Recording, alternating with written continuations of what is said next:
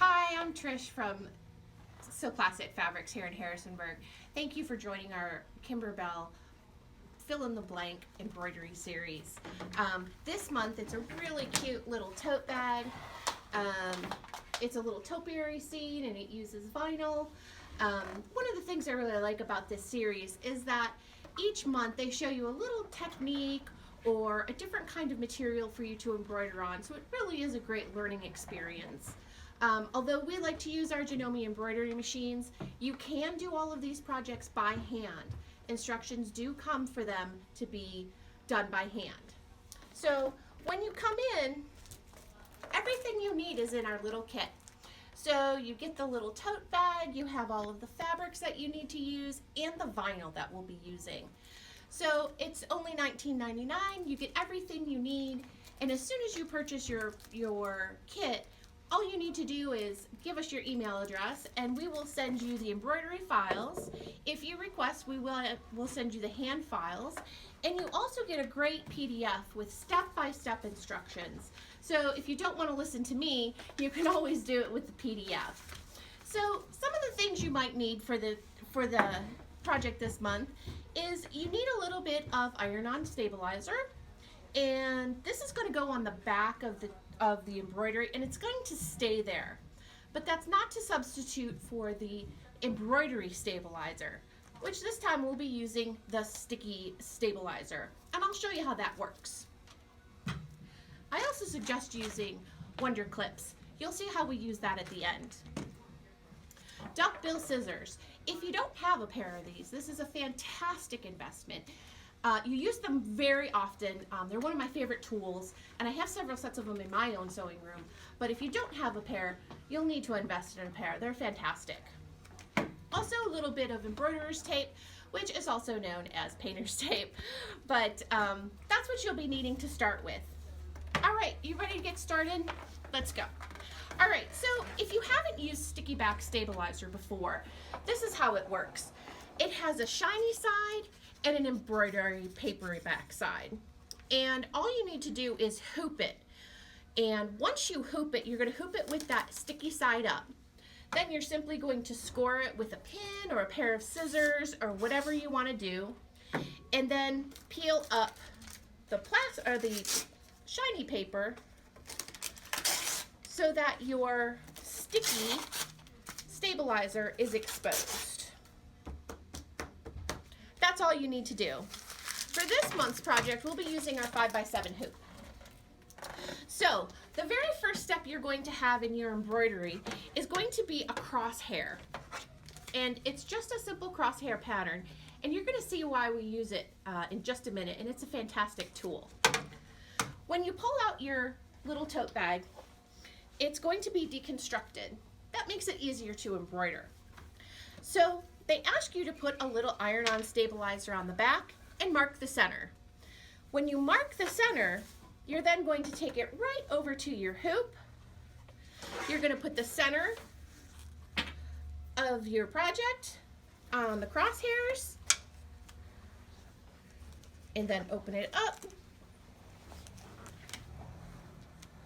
And there we go. And then your project is going to be already centered, ready to go on those crosshairs. Just like that.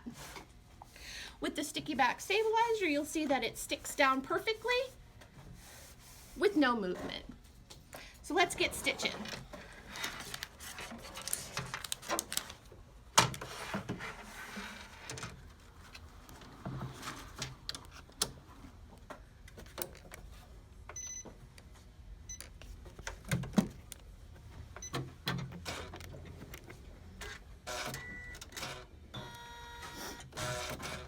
So the type of embroidery used this month is raw edge applique.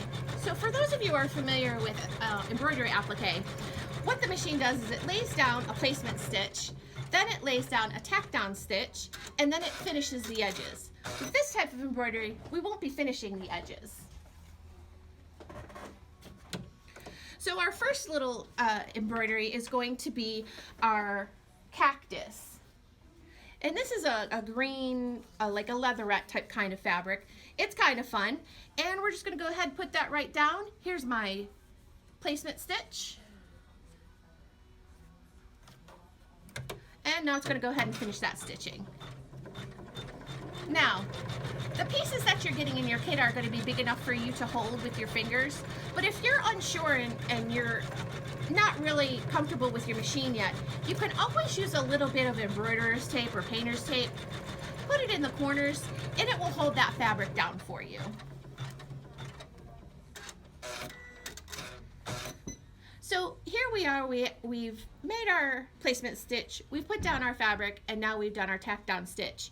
Normally you would trim away as close as you possibly can to this line, and then it'll finish with a satin stitch. But this particular embroidery, as I said, is going to be raw edge. So I'm going to pop my hoop out of my machine. Never try to cut your fabric while your hoop is still in your machine. And I'm going to use my duck-billed scissors to trim this. Now, one thing that's really important when you're using duck-bill scissors is to use them properly. To use them properly, the bill part needs to be on the inside of the applique. So I'm just going to go ahead and trim this away.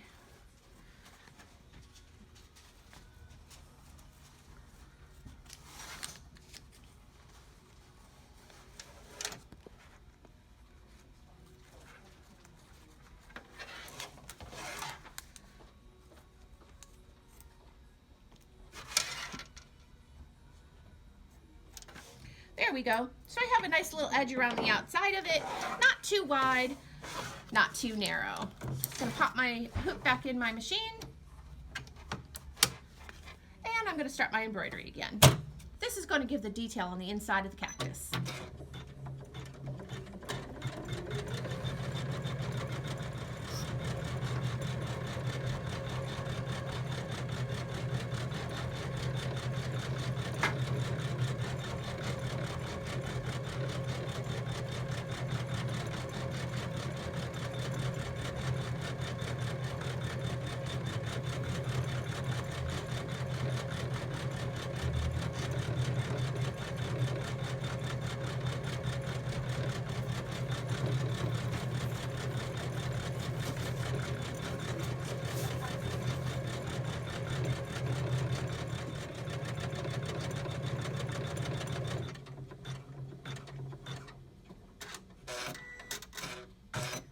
Fantastic. Here we can see that the little design is just putting a little bit of relief and a little bit of detail into our cactus.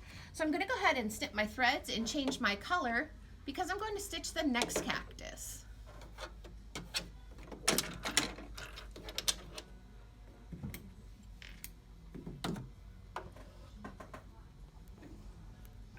Now, of course, you can choose whatever colors you like, whatever your So the next thing that's going to be stitched is the little yellow, the little pink bud that's on the side of the cactus.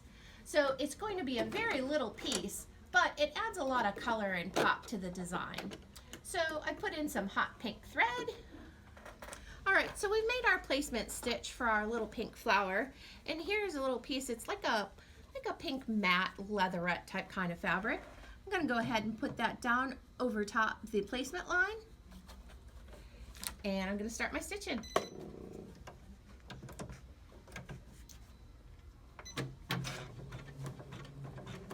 Now the needle I have in the machine right now is an embroidery size 90 needle. The reason why I have a little bit bigger needle than our normal 75 embroidery needle is because it's going to be going through this leatherette type kind of fabric as well as cork and finally vinyl, clear vinyl. So I wanted a needle that had a little bit more strength and durability to it since we'll be embroidering through such thicker materials.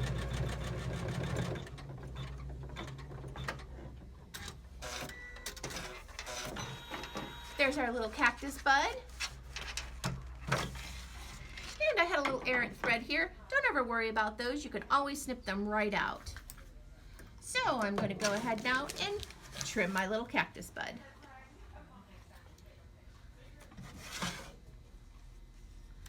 Remember to always keep your duckbill on the inside portion of your embroideries. Makes it less likely that you'll snip your threads. All right, here's our little cactus bud. I'm just going to make a couple little extra trims just to make sure it's the way we like it. But remember, there's no right or wrong.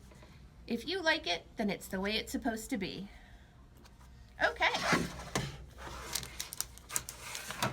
Now we're on to our next color, which is going to be a darker green. It's going to be for the next cactus. And we'll be using plain old felt for that.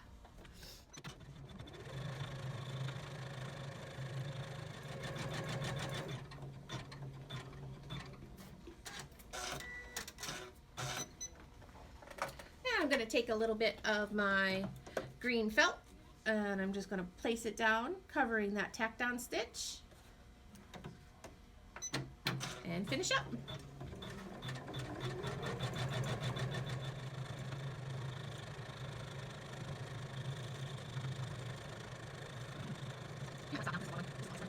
All right, so now you can see that our second cactus is stitched out here, and there's some great detail in this cactus.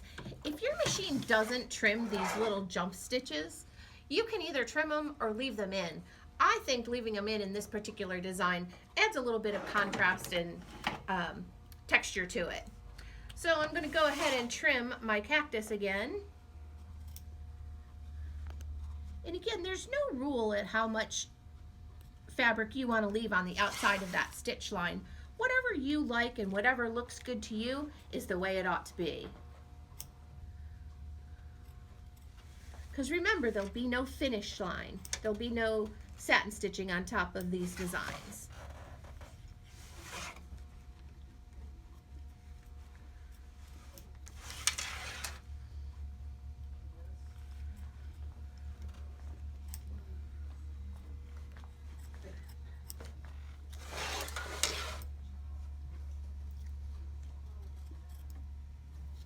It's coming along really cute, isn't it?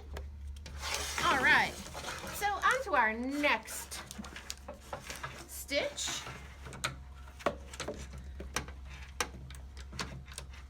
And this is going to be for the soil or the dirt of the topiary. So when we were getting these kits ready, it called for just a simple piece of tan fabric, but because we like to be extra special, we went ahead and we used some cork. Cork adds a tremendous amount of detail and I think a little bit more finish look when you're using it for an embroidery applique. Cork has come a long way in the sewing industry. You can use it for everything, to making bags, for embroidery, and we carry quite a bit of cork right here in the store. So if you've never tried sewing with cork, I encourage you to come on in and get some and try it. Like I said, it's great for making bags, or accents, or appliques. You can even use it in some home decor situations like napkins or placemats where you just want to have that little extra design look to it. All right, so here we go.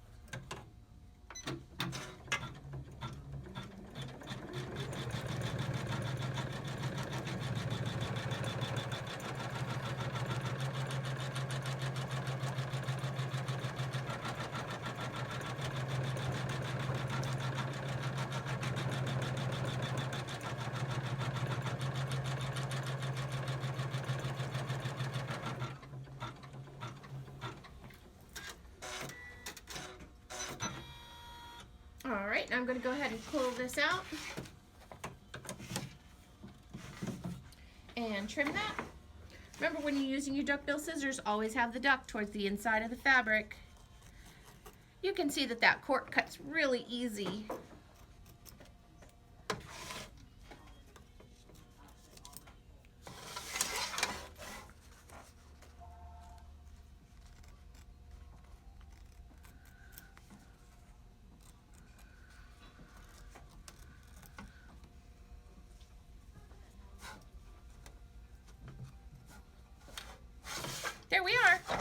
look fantastic? All right. So for our next stitch, it's going to give a placement line for that outside topiary for that vinyl, that plastic that we see. So whatever color you're going to finish your glass topiary in is the color thread you should be using.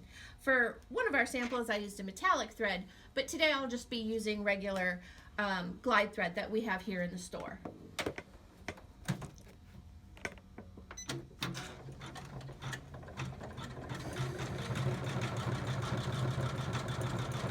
Scratch that, it's making it.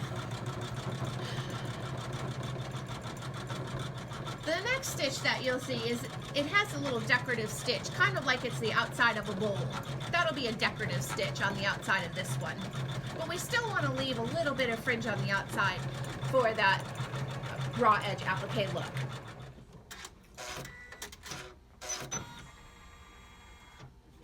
Okay, now we've finished with our little bottom of our topiary with our little, just our little detail right here around the outside of the cork.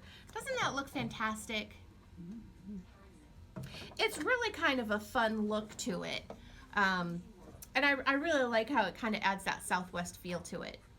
So now we're going to go ahead and stitch our placement line for the outside part, the glass part of the topiary, which will be done in vinyl.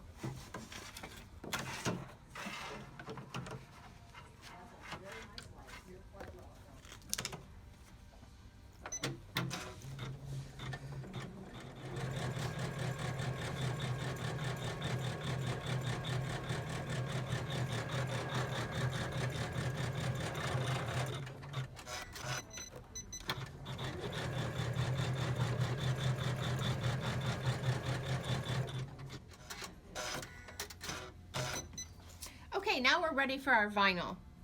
When you get your vinyl out of the kit, it's going to be in a plastic wrapping or covering. And the reason why we left it in there is because we didn't want it to get scratched or have excess fingerprints on it or anything like that. So make sure you take it out of its protective plastic before you go ahead and use it on your project.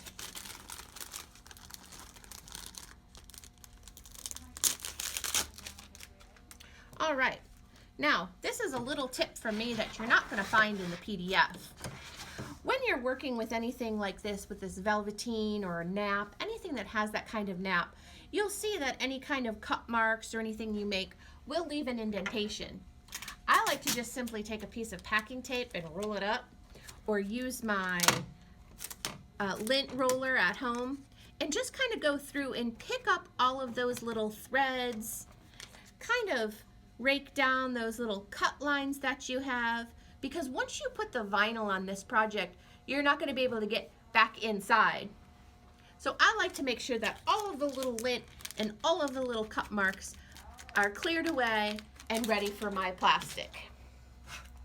So here is my outline for my vinyl,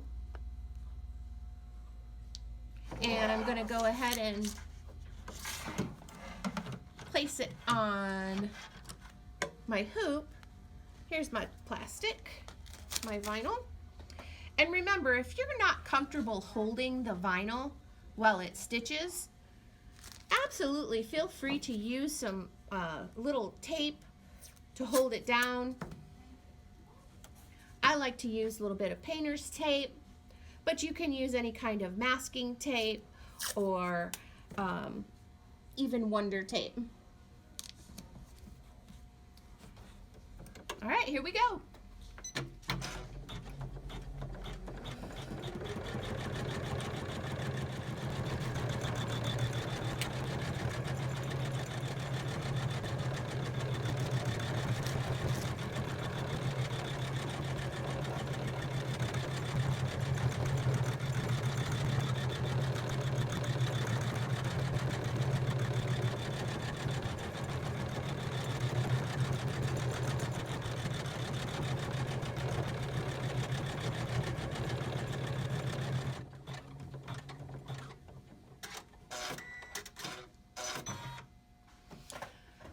Here we have it's finished stitching out. And you can see how the plastic kind of makes it look like it's a little bit of a glass enclosure. I think it's really cute. It's a really fun technique. So now we're going to go ahead and we're going to trim that vinyl away, and we're going to add our tag.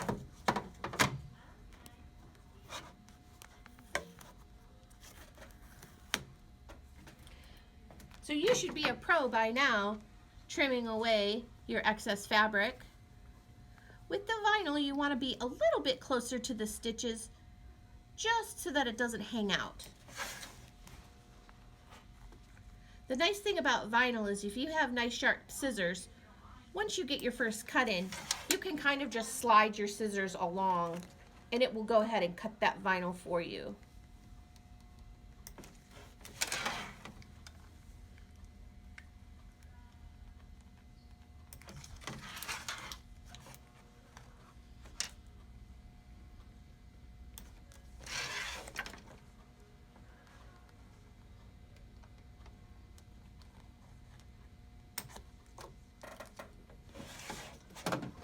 There it is.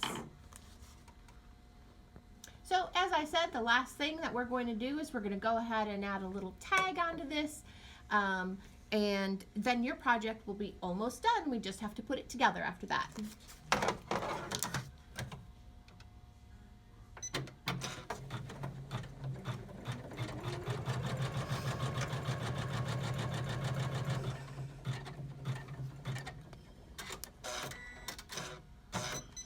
Here's the last piece of our kit. It's going to be a little cream colored piece of felt. It's going to go right over that placement line.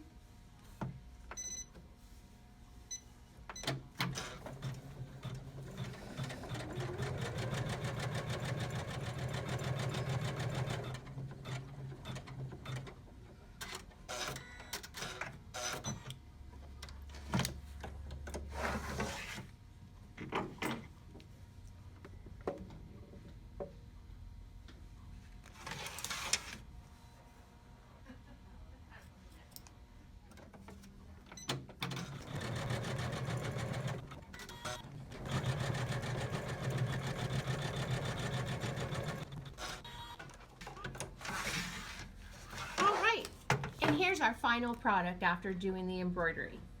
Now your machine is going to show you that you have one more color change.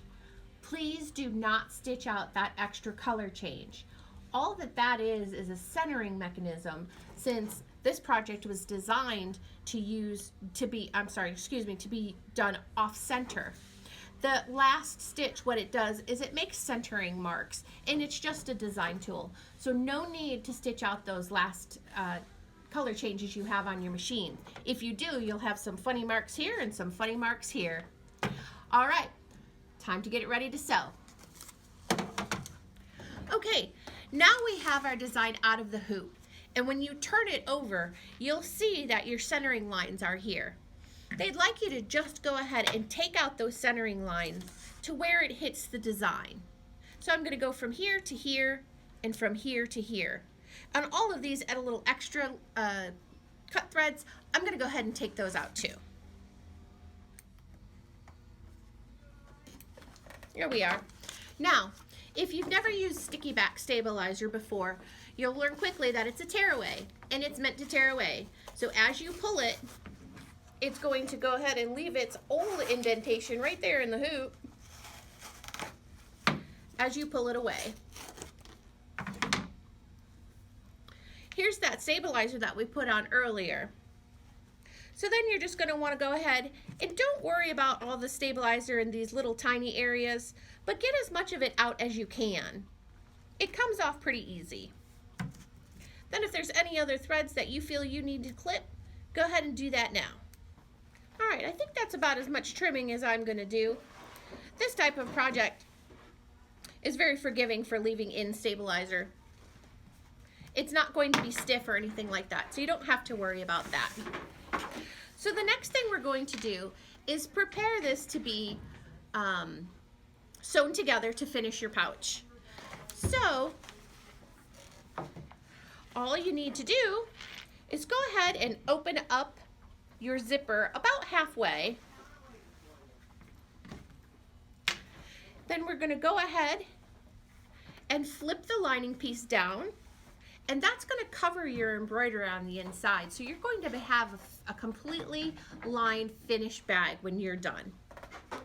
So I'm going to go ahead, and you'll see I have the outside, the inside, the outside, and the inside. And I'm just going to go ahead and I'm going to pin all the way around there. Another alternative is if you don't want to use pins, you can always use wonder clips. Wonder clips are fantastic for projects like this because they simply clip on and they're easy to remove when you go ahead and sew. One thing to keep in mind as you're pinning your bag, you always want the zipper to be on the inside. So you want those teeth to stick to the inside. That way when you stitch your zipper around, it's not going to stick out funny. All right, let's go sew. All right, everybody. I've switched from my 550 embroidery machine, and now I'm over here on my 9450 machine to do the sewing. So you can see I've used a combination of pins and wonder clips. I used pins in the lighter lining side, and I've used wonder clips on the thicker outer side. So all you need to do is make sure that your right sides are together. You can see the two right sides of the bag are together, and the two right sides of the lining.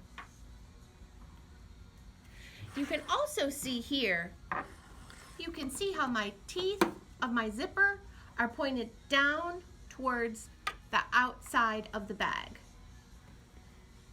on both ends. Okay? Now you're simply going to sew on the outside edge all the way around.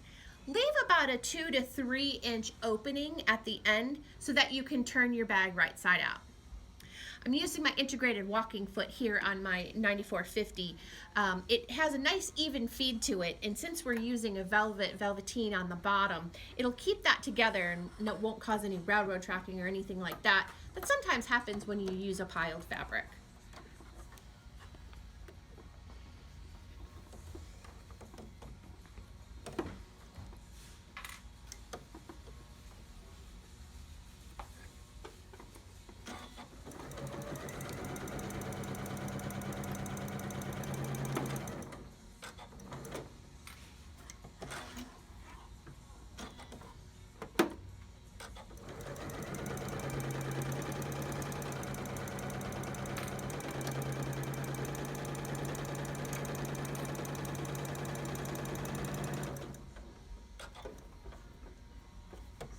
You're doing about a 4.5 inch seam? Yeah, I'll get to that when I come up here, because this is what happens.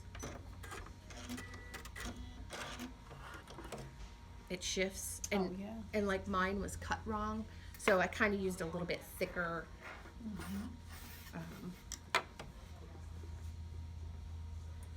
seam allowance.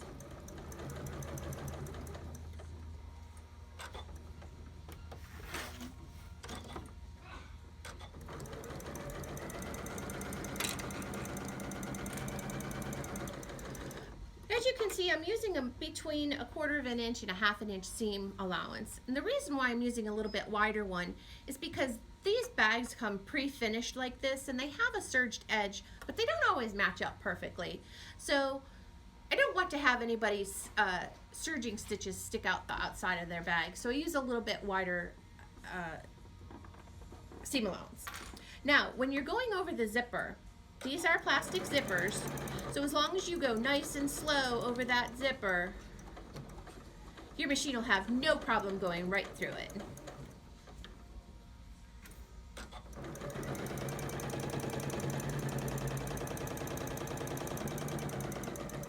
Take out those pins as you go. Try not to run them over.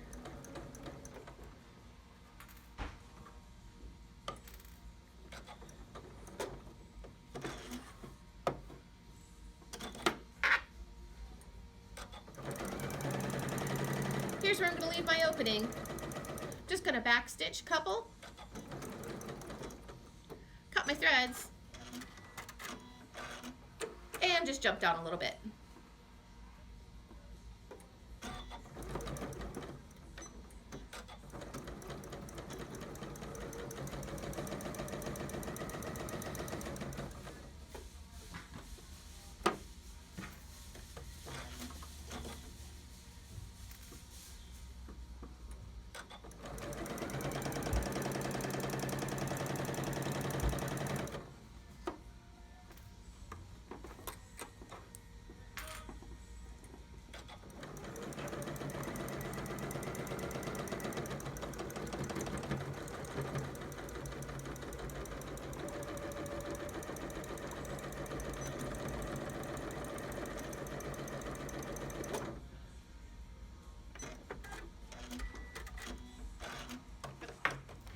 Once you have your bag sewn all the way around, go ahead and carefully trim off those zipper ends.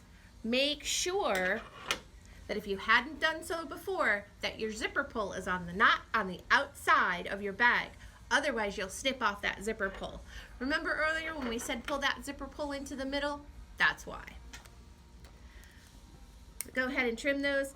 I like to trim my corners a little bit, just so that my corners will lie a little bit flatter.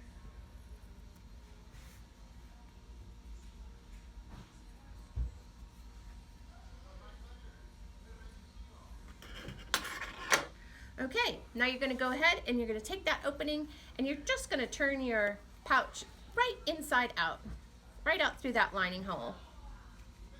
Don't worry, it'll fit.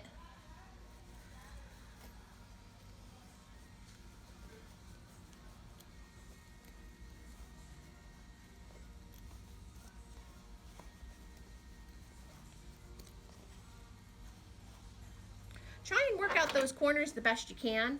If you have like a bamboo awl or corner turner, any of those things will work. You just want to kind of work out those corners the best you can. Now, up in the top where your zipper is going to be, remember that corner is going to have what I call a zipper corner. It's going to be a little bit indented because that's how the zipper comes out of the pouch. So once you have all of your corners turned and you're happy with that, we have to worry about this little opening on the inside. Now if you'd like to hand stitch that, do a little whip stitch and hand stitch that close, that's perfect. Happy to do it that way. But for convenience sake, we're just going to go ahead and machine stitch this. So I'm just going to use the seam allowance that I used for stitching around, fold those ends in, and I'm just going to stitch a really small seam right on the edge of that opening.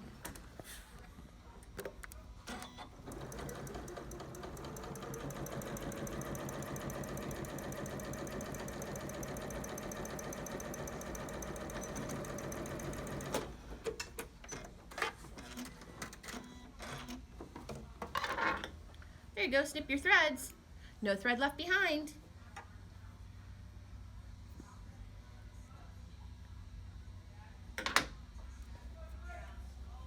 And you'll never know that that little seam is there when you're using your pouch. Let's go ahead and tuck that right down into your bag.